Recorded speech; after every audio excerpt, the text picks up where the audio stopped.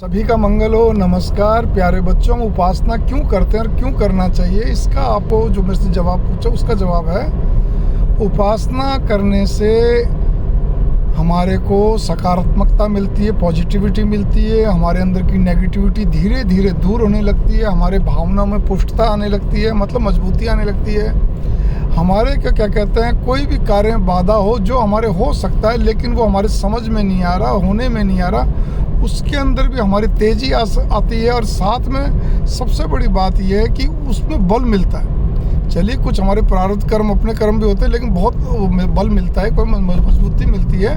और सबसे बड़ी बात यहाँ पर एक और भी आती है कि उपासना करने से हमारे आत्म बल में वृद्धि होती है। यहाँ तक कि हम जहाँ रहते हैं वहाँ पर भी क्या कहते हैं, हमारे को मतलब वहाँ पर भी एक सकारात्मकता एनर्जी पैदा होती है, ऊर्जा पैदा होती है, जो कि हमारे जीवन के लिए, हमारे हर कार्य के लिए बहुत अच्छी रहती है, बहुत बढ़िया रहती है।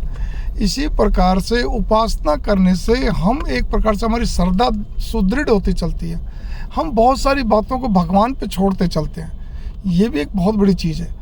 और जब हमारी कोई इच्छा होती है, कोई संकट होता है, कोई समस्या होती है, तो हम भगवान को अपना रो धो के या अपनी व्यथा या विरथा या क्या जिसको कहना चाहिए कि अपनी समस्या या इच्छा बताए चलते हैं, ठीक है ना। तो ये भी एक बहुत बड़ी बात है।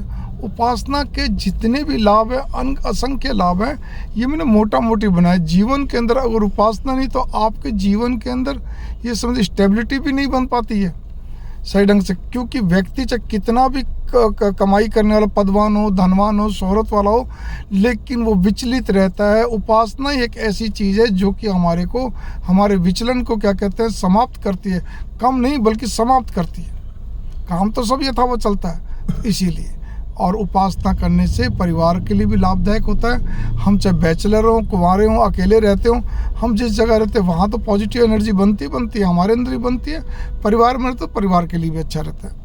इसीलिए हमारे को उपासना प्रतिदिन करनी चाहिए, कम से कम 15-20 मिनट से लेकर ऊपर, चाहे हमारी जितनी भी श्रद्धा है। 1-2 समय करें, 3 समय करें, वो अच्छी बात है, लेकिन एक समय तो हमारा निश्चित होना चाहिए, लगभग, चाहे वो रात का हो, सुबह का हो, जो भी कुछ आप कहिए, ठीक है। मंगल कामनाएं, नमस्कार।